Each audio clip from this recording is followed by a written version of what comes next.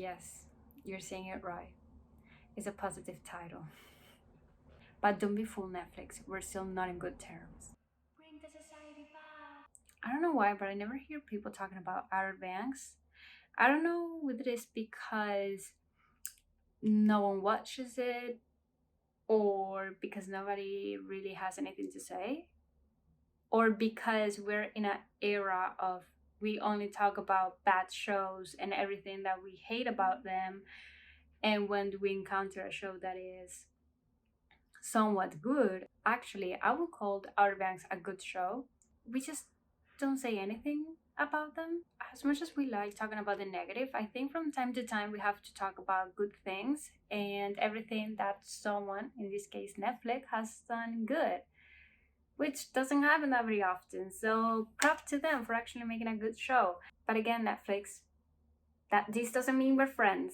Just because I say Outer Banks is good, just because I say a Netflix original is good, doesn't mean that it doesn't have flaws, and it doesn't mean that we're friends, because we're not. Okay?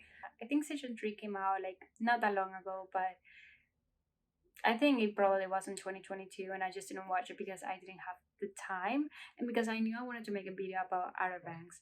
However, the thing with Outer Banks, when I was watching season 3, there wasn't that many things that I wanted to talk about because it's a, I guess, average show. There's things that there are points that I'm gonna make, but it still is not that much that I'm like, I desperately need to make a video about this. Unlike, let's say, Gossip Girl, the reboot. You know what I mean? So I don't know. There's things that I really like about the show. Then there's other things that there's just one thing that I did not like. I hated this character, but Outer Banks is really good and it should definitely end in season 4. That's it, that's the video. Before I get any deeper in this video, let me just introduce myself. My name is Sofia. I never do this. Subscribe to my channel, give a thumbs up. I hate doing that, I feel so uncomfortable. But subscribe to me, please. Engagement is very important, especially when you've been missing for 6 months. The show follows a group of teenagers, the Pogues, that are trying to find out what happened to John B's dad, who unexpectedly went missing, discovering a treasure that is tied to John B's dad along the way. Season 3 picks up when the Pogues on a deserted island. They are rescued by Carlos, who we find out later he is after the same treasure John B's dad was looking for, and he's evil. He's a very bad man. It makes me laugh how I wrote that down. Like, he's evil, he's mean, he's so bad.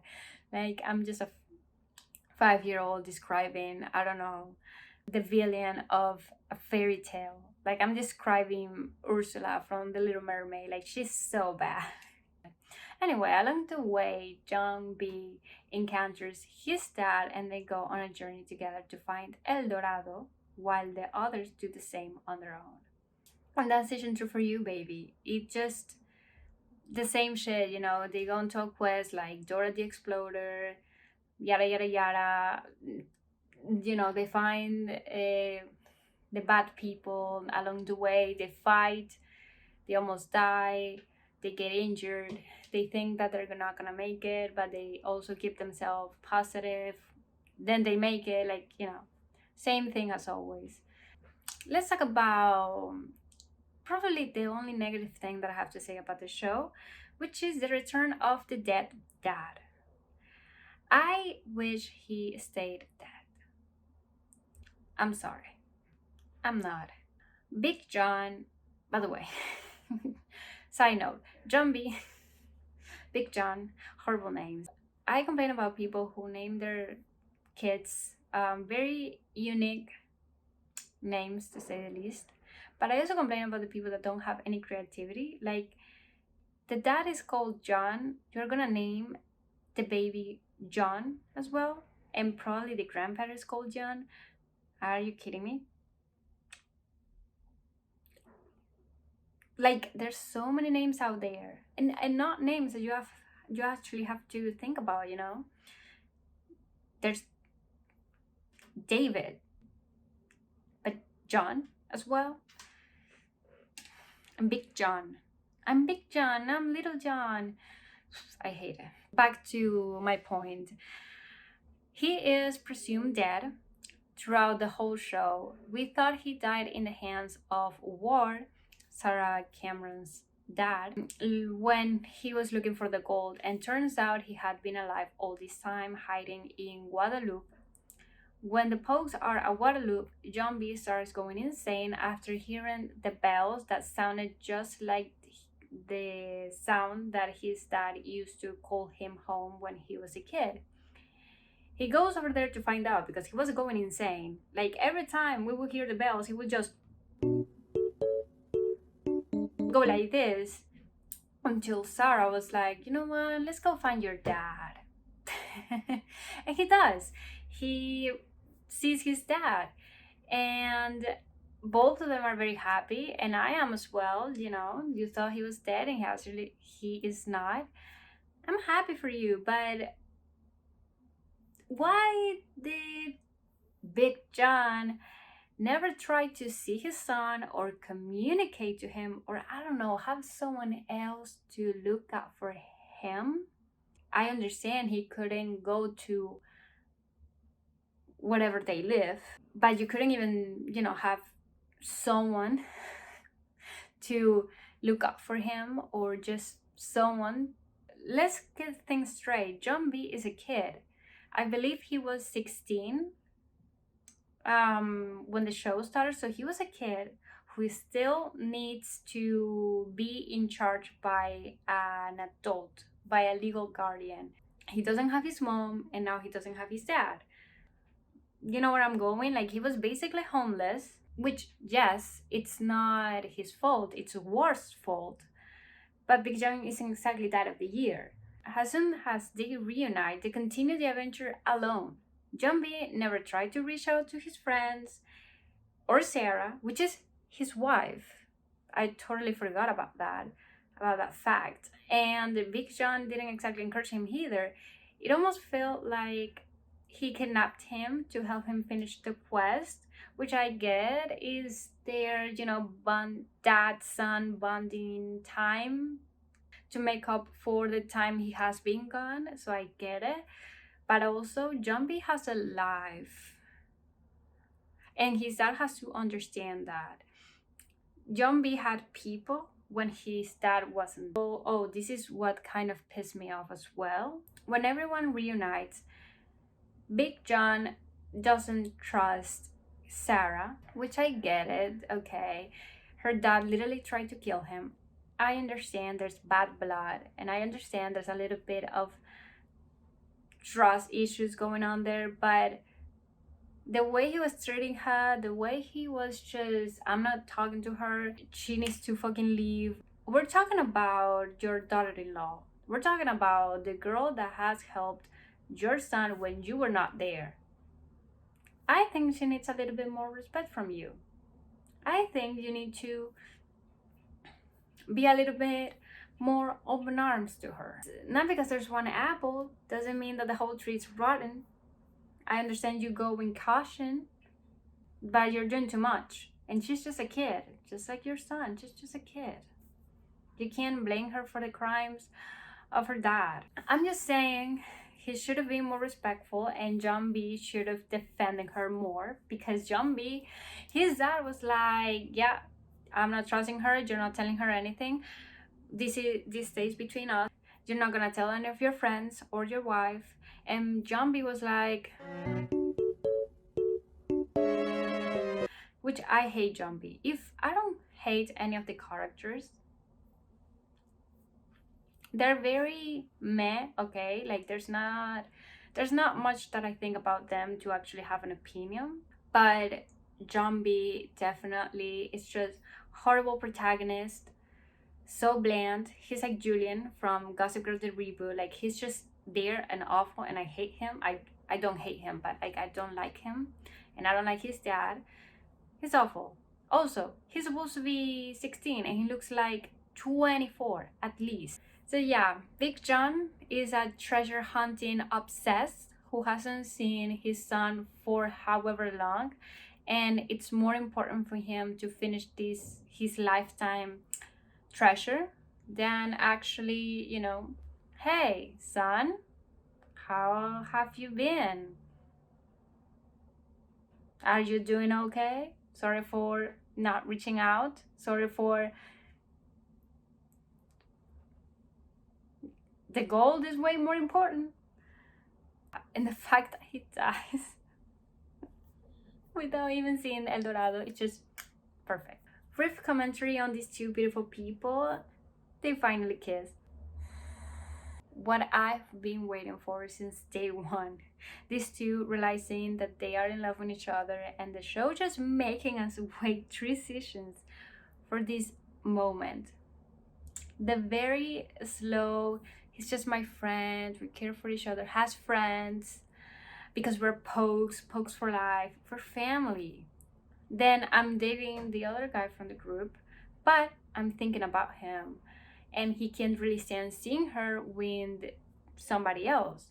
They start acknowledging that something might be going on, although he wants to run away from it. He doesn't really want to talk about it, but she does. They don't want to make things awkward with their friends. Plus, JJ being scared of being loved because no one has ever really loved him or show him love. To finally realize that they love each other, and that's more important than everything else, and they deserve some happiness. I deserve to see JJ being happy for once, and I'm just so happy. Waiting 3 seasons for just one kiss, for one little gesture, totally worth it. The painful waiting several books or sessions just for one stupid show of affection from your favorite ship is one of my favorite tropes ever. Although the waiting fucking kills me. Just like in Six of Crows, when Cass and Inej finally touch hands, I haven't been the same since then. Actually, Key and JJ are the only characters that I truly like, or that I truly have an opinion on, because I like Pope, I like Sarah, I like Cleo. Actually, I really like Cleo. But that's it, like, there's not that much that I have to say about them. Let's talk a little bit about the characters. I'm going off script right now. Let's see how this is gonna end up. Or maybe this is not even gonna end up in the video. Who knows? If it does, hi. Pope is the smart one from the group. He is the person that he wants to go to college. He does very good on school.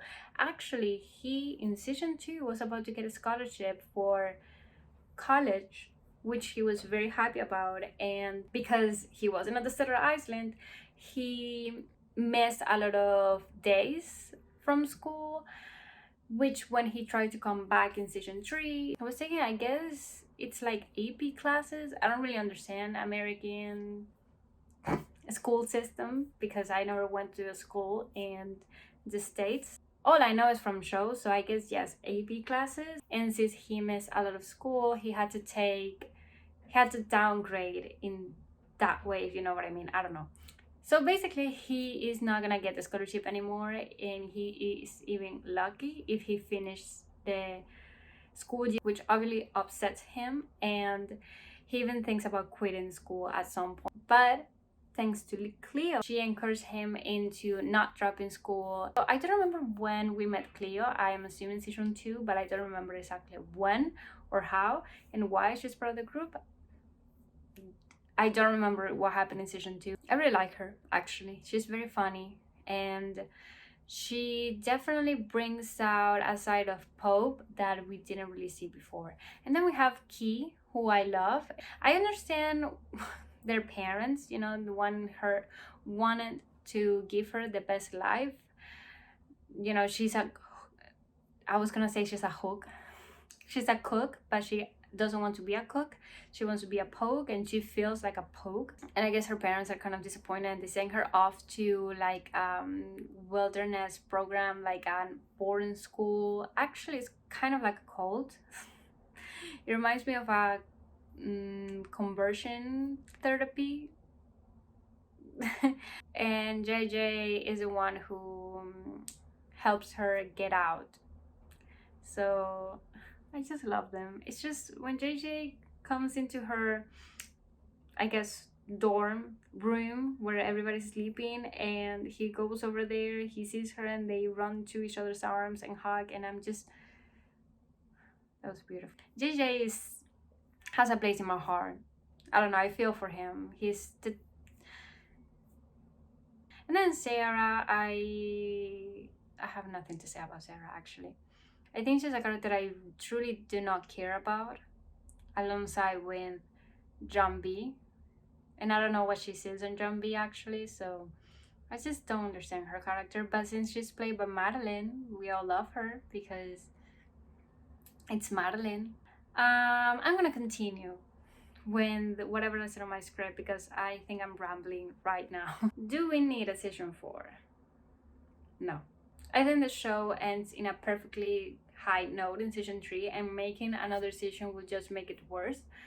As much as I would love to see JJ and Key's relationship flourish, I'd rather leave it as it is. The show begins with Big John being missing, presumed dead, but John B didn't believe that, so along the post, they start looking for him or what may have happened to him. And they learn about the royal merchant, the gold and stuff, and assume war has something to do with it. They're right, and the war tries to get away with Raph killing a cop and blaming it on John B. In season 2, it's all about the Pogues hiding from the cops. If I remember correctly, John B and Sarah are left alone in a boat or desert island, and when reunited with the rest, they're learning more things about Big John's quest, and John B wants to finish his quest. Now in season 3, they're rescued by Carlos, like I said in the beginning, from the desert island, and we realize John B's dad is alive. That ends on going their bonding adventure trying to find El Dorado, and the rest are doing the same on their own. Season 3 ends with Sarah and John B finding El Dorado. Big John dies after his son finished his lifetime Dora the Explorer adventure. The main plot ends in season 3. There's no reason besides capitalizing and killing the show to make yet another season about another adventure. And I need shows to start understanding when to draw the line, because I don't want the 2010s trend of making tons of seasons full of nothing to come back. Please, no. Sometimes I think about how back in the day we were able to watch 7 seasons full of 24 episodes each and not complain. Or maybe we would complain, but we wouldn't complain as much as we would complain nowadays if some TV show starts doing that. And we would get tons of episodes full of literally pointless storylines that would lead to literally nothing. I mean, if you go and watch Gossip Girl, Pretty Little Liars, The Vampire Diaries, The OC, One Tree Hill, you go and watch those shows that have multiple storylines, that have multiple episodes per season, you would see that most of them are full of shit. They're bland. There's like, if you take out most of the episodes from the whole season, the story fits perfectly. Like, it wouldn't change that much in the story. But nowadays TV shows barely have 12 episodes per season. Actually, if a show has 12 episodes, it has too much, because it tends to be either 8 or 10, and it has like 3 to 4 seasons at most. And if a show has more than 3 seasons, we start complaining, like we do when Stranger Things or 13 Reasons Why and anything else, because most shows don't deserve having more than 3 seasons. Actually, I believe that most shows shouldn't have more than 3 seasons. And now we have Grey's Anatomy that has like 20 seasons, and I don't think I'm gonna continue with that unless I'm extremely curious of whatever is happening. I think I'm just gonna end it at 18. I don't really want to put myself through that pain ever again. Well, anyway, yeah, our Banks should not have a season 4 and should end just like that. Big John, we thought he was dead in the beginning, and now he's dead in season 3. That's it. Let's leave it. Another thing that I would say about the show is that it's very hard to keep up what time it is. If it's morning, afternoon, maybe night, because they always film at golden hour. It's like it's always 5 p.m. It's like it's in a constant golden hour effect going on, and I don't know if I like it. Like, it's cool for pictures, but and definitely the show looks good, but it's kind of tiring when the whole show is like that. In conclusion, good things need to come to an end. Also, we can tell how much time has passed based on Sarah's route. I hope you guys enjoy. Don't forget to follow me on my social media and subscribe to my channel and like the video and interact. Yada yada yada. I'll see you soon. Bye.